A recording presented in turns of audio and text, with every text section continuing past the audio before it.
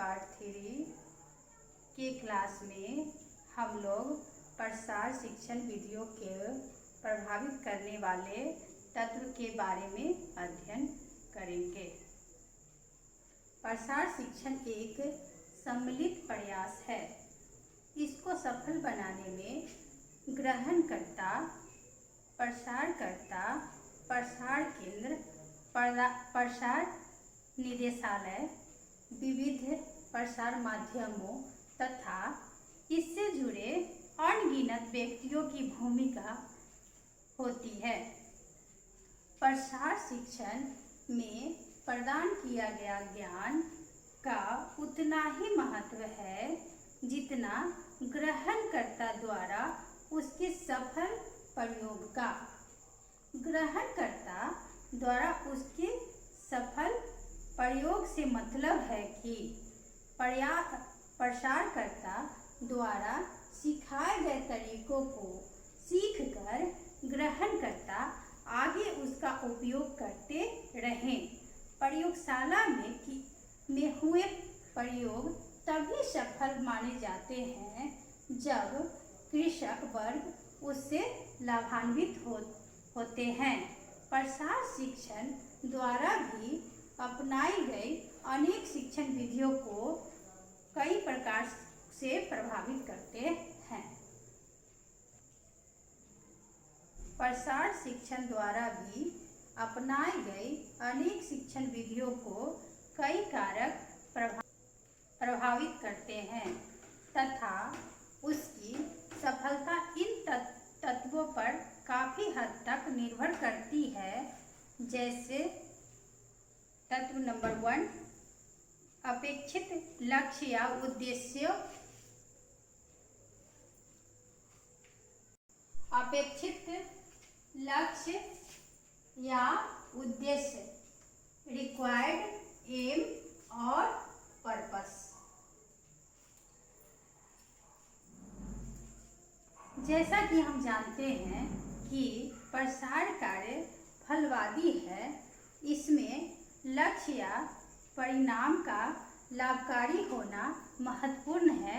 यही कारण है कि अधिकांश शिक्षण स्थितियों में परिणाम या लक्ष्य को दिखाकर लोगों में आकांक्षा जगाकर शिक्षण कार्य प्रारंभ किया जाता है।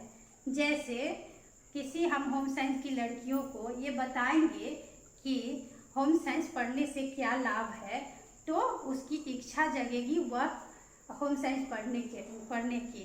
उसमें क्या क्या कैरियर है उसके बारे में हम बताएंगे, तो वो उस लड़की में इच्छा होगी कि हम होम साइंस पढ़ के ये काम कर सकते हैं। इससे पता चलता है कि लाभकारी उद्देश्य या लक्ष्य का होना प्रसार शिक्षण की एक आवश्यक शर्त है। ग्रहणकर्ता का सीधा संबंध दूसरा पॉइंट है। डायरेक्ट कांटेक्ट और पार्टिसिपेशन ऑफ रिसिपिएंट।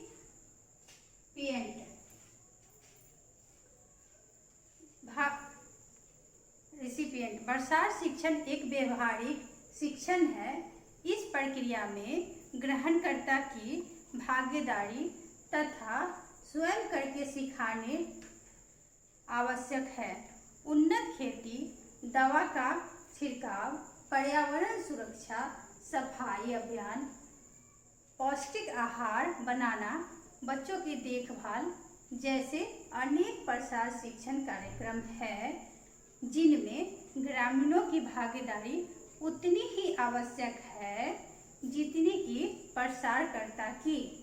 शिक्षण लाभकारी एवं प्रभावशाली तब होगा जब ग्रहणकर्ता सीखने के बाद उसका सही ढंग से उपयोग करता है।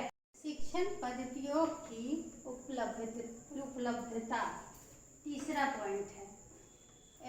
Availability of teaching methods. किसी भी क्षेत्र में सभी शिक्षण विधियों का प्रयोग करना प्रसारकर्ता के लिए सुविधाजनक एवं संभव नहीं होता है। शिक्षण विधियों के प्रयोग के अभाव में प्रसार शिक्षण प्रभावित होता है। इसके कारण प्रसारकर्ता अपने ज्ञान का एवं स्थानीय संसाधनों का भरपूर प्रयोग नहीं कर पाता है, जो कार्यकर्ता साधन संपन्न होते हैं तथा अधिक से अधिक शिक्षण विधियों का प्रयोग करने में सक्षम होते हैं, उनके क्षेत्र में प्रसार शिक्षण लाभकारी ढंग से होता है। नंबर 4, शिक्षण साधनों की उपलब्धता, अवेलेबिलिटी ऑफ टीचिंग एड्स। प्रसार शिक्षण के अंतर्गत उसके शिक्षण साधनों का प्रयोग किया जाता है, जैसे जनरेटर, प्रोजेक्टर, बिजली, कैमरा, स्क्रीन इत्यादि। खेतों में प्रयोग किए जाने वाले उपकरण जैसे स्प्रे मशीन, कटाई मशीन, ट्रैक्टर इत्यादि भी विधि प्रदर्शन में सहायक होता है। इन साधनों से शिक्षण कार्य को अधिक प्रभावशाली बनाया जा सकता है। इसके बिना शिक्षण नकारात्मक रूप से प्रभावित होता है। नंबर 5, समय की उपलब्धता, अवेलेबिलिटी ऑफ टाइम। इसके बारे में हम जानेंगे। प्रत्येक कार्य को करने में समय की आवश्यकता होती है। सिखाने और सीखने वाले दोनों के पास शिक्षण प्रक्रिया के लिए पर्याप्त समय होना चाहिए। जैसे अच्छी कृषि के प्रदर्शन में कई महीने लग जाते हैं। प्रयोग वाले जगह पर किसानों को समय समय पर जाकर प्रगति का अध्ययन करना पड़ता है। प्रसारकर्ता को भी फसल के पैदा होने तक उसी क्षेत्र में रहना चाहिए। इसी प्रकार शाम के समय गोष्ठियों, समूह चर्चा, प्रदर्शनी इत्यादि में भी समय की जरूरत पड़ती है। स्थानीय नंबर 6, स्थानीय स्थितियाँ, लोकल कंडीशंस। शिक्षण विधियों को स्थानीय स्थितियाँ जैसे ग्रामीणों का नकारात्मक या सकारात्मक रवैया, जमीन या मिट्टी का प्रकार, जल की सुविधा, अंधविश्वास इत्यादि प्रभावित करता है। नंबर 7, प्रसारकर्ता या शिक्षक की कार्यक्षमता, इफिशियंसी ऑफ एक्सटेंशन वर्कर और टीचर। इसको हम इस प्रकार से जानेंगे। शिक्षण को स्वीकार, रुचिकर एवं प्रभावशाली बनाना काफ़ी हद तक सिखाने वाले पर निर्भर करता है।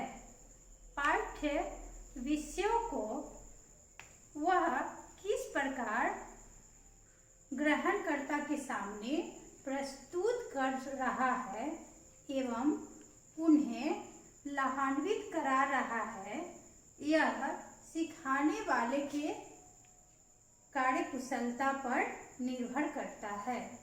संबंधित विषय में ग्रहणकर्ता की अभिरुचि जगाने के लिए यह आवश्यक है कि शिक्षक स्वयं उस विषय में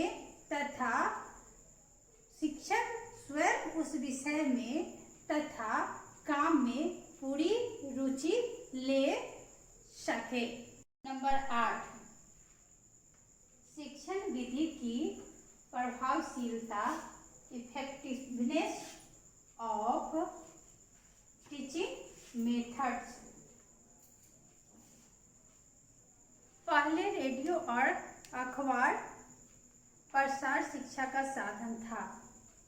लेकिन नए नए साधनों और तरीकों के विकास ने आज टेलीविज़न और वीडियो को प्रसार शिक्षण का सबसे शक्तिशाली माध्यम बना दिया है। आजकल टेलीविज़न कार्यक्रम के माध्यम से कृषि, लघु उद्योग, गृह संचालन इत्यादि से संबंधित शिक्षण का प्रसार हो रहा है। प्रसार शिक्षण को सफल बनाने के लिए आवश्यक है कि प्रसारकर्ता को सभी शिक्षण विधियों का पूर्ण जानकारी हो। मेरा मानना है कि शिक्षण विधियों का सफलतापूर्वक चयन एवं उपयोग शिक्षण के लिए महत्वपूर्ण है।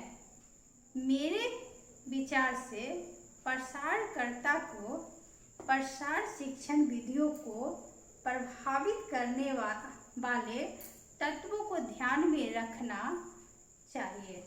इन सब बातों को ध्यान में रखने वाले सफल प्रसार शिक्षक होते हैं। नेक्स्ट क्लास में हम लोग यूज ऑफ एक्सटेंशन मेथड के बारे में जानेंगे। Bye bye.